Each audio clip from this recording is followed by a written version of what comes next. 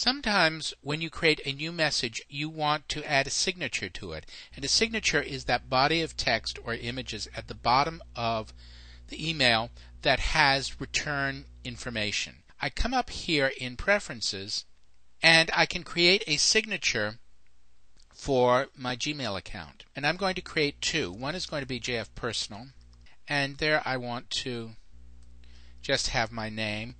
And I'm going to use an account that I use for personal messages, and this account filters. I don't get messages at this address from people who are not in my address book. But I do have a work account, and this one, instead of just a first name, I'll add, and this is an account where I do get messages from the outside. So those are two signatures that I can use, and I'll close this and create a new outgoing message. And you'll see now I have the option to add a signature here, and I can change the signature back and forth. If I go back and look at the actual signatures, you'll see there are a couple of choices that I can make. If I've put quoted text into the message, I can put the signature above that so the quoted text is at the end, or I can have the signature at the very bottom of the message. Also, I can choose to match the font of the message that I'm sending. So I can create signatures in this way. And one of the things that's interesting is that you can put an email message in the signature so that if, as is the case with me, I send occasionally from several different email accounts, I can in my signature say this is the account that I want people to reply to. But I can do more than that. Here in an outgoing message, I can add additional fields so that I can say reply to this address. I can add other things. The blind copy means that I can say send this to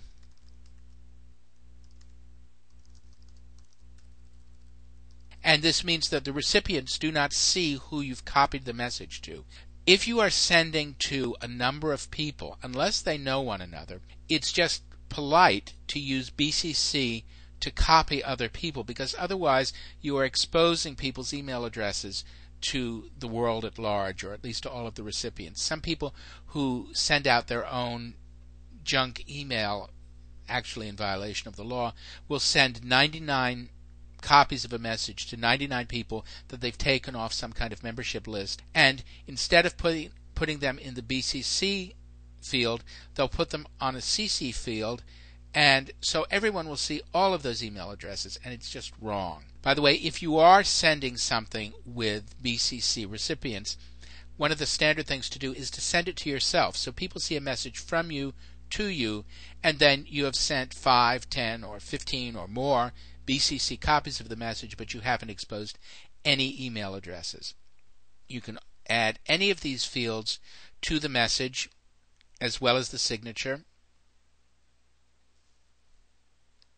And you can further customize the general messages that you're using, and so you'll be able to have people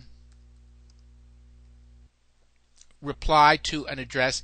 If someone gets this message and they click the reply button on their mail client, whether it's Mail or another program or a program on Windows, the message will be returned not to the sender but to the reply to address. So those are some of the basic features of sending mail.